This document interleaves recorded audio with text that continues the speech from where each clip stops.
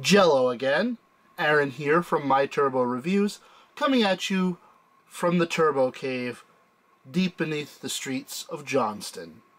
Today is Super Bowl Sunday, and all across this great nation of ours, people are taking part in a tradition that dates back 50 years. And it's something that I could not care less about. So I figured, let me take this time to talk about some bots. This will be my top 10 bots of 2015, that being the top 10 bots that I acquired during last year. We start off with number 10, and that is Transformers Age of Extinction Power Battlers Junkheap. Junkheap here was quite rare in my area, as he never showed up at retail, and I ended up having to get him online. His rarity, his excellent waste management alt mode, and his grabby claw gimmick earn him the number 10 spot on my list. Number 9, Gold Armor Grimlock.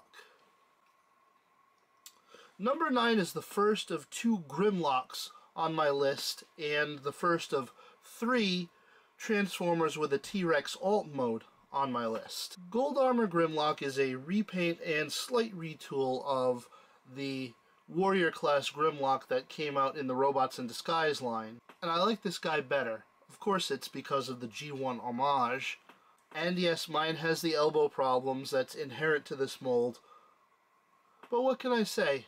This guy is pretty nifty, and he earns the number 9 spot on my list. Number 8 is Robots in Disguise Legion class Fix-It. What else has to be said about this guy? He's just a great little toy. He's an awesome, and surprisingly he scales very well with the Warrior class figures from Robots in Disguise. And that earns him the number 8 spot on my list. Number 7 on my list is Battle Grimlock from the Takara Transformers Adventure line. This is another figure that scales very well with the standard Robots in Disguise Warrior class figures. It's not a figure that came out here, at least not in this form, because of course he is a repaint, retool of Grimlock from the Fall of Cybertron line. Being a Voyager, I like him much better than the Warrior Grimlock that we got from Robots in Disguise. Takara didn't do a lot to fix the problems in this mold, but what they did do, they did very well, and that's why he gets the number 7 spot on my list. Number 6, Combiner Wars Legends class Shockwave. The little purple guy himself. He's a little small, which is why he doesn't appear higher on the list, but he's a fantastic Shockwave, and in my opinion, the best one that we've gotten in recent years, and that's what earns him the number 6 spot on my list. Number 5, Masterpiece Trax. Now Trax is an iconic character, and to get him in Masterpiece form, well, that's something special. Some people like the repaint retool Road Rage better than him, but for my money, give me Masterpiece Trax all day long.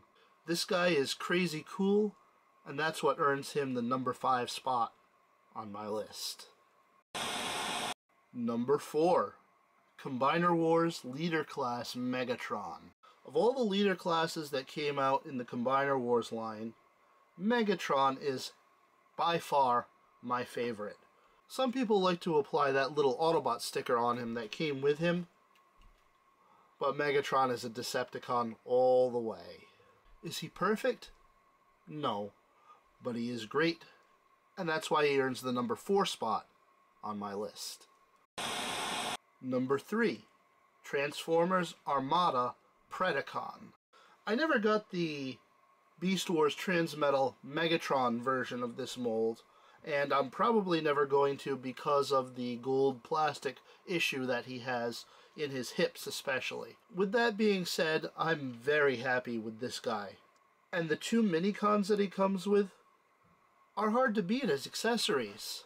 This guy checks off a bunch of the right boxes, and that's what earns him the number 3 spot on my list.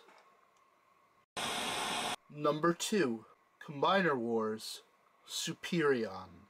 Yes, he is technically Five Guys, and yes, I did take a look at him in a series of reviews that I did last year, and yes, my last video was on the G2 repaint of this guy, but I can't stop talking about him. When Hasbro puts their minds to it, they can do combiners very well, as evidenced by the figure that I hold in front of me right now, and his awesomeness is why he earns the number 2 spot on my list. Number 1, top of the top 10, is Combiner Wars Devastator. This is a figure that's probably topping a lot of people's lists for 2015, and it's not very hard to see why. It's stellar. And I mean, it is stellar. Of course, there are problems with the 6 individual bots that make up Devastator, and there's no getting around them, but even with those issues, this is the guy to get. If you were only going to get one Combiner Wars thing, one item out of the whole line, I would have to recommend him. He's a bit big, especially when you compare him to the other combiners in the same line, but that's okay. It just makes him a bit more fantastic. This big green and purple dude is a triumph of engineering. The way the figures all interlock to form a big, bulky, steady robot is just one of many reasons why he's so fantastic. And that, combined with everything else that makes up this figure, is why he hits number 1 on my list for 2015. Horrible mention. But wait, there's more. I would feel remiss, even in a top 10 list of my best Transformers that I got in 2015, if I didn't mention the worst figure I picked up. And that would be Combiner Wars Legends Class Buzzsaw. Yeah, it's crap. Well, that's it. That's my top 10 list for 2015. I hope you enjoyed. And this is Aaron from My Turbo Reviews saying, catch you later. Is it even on?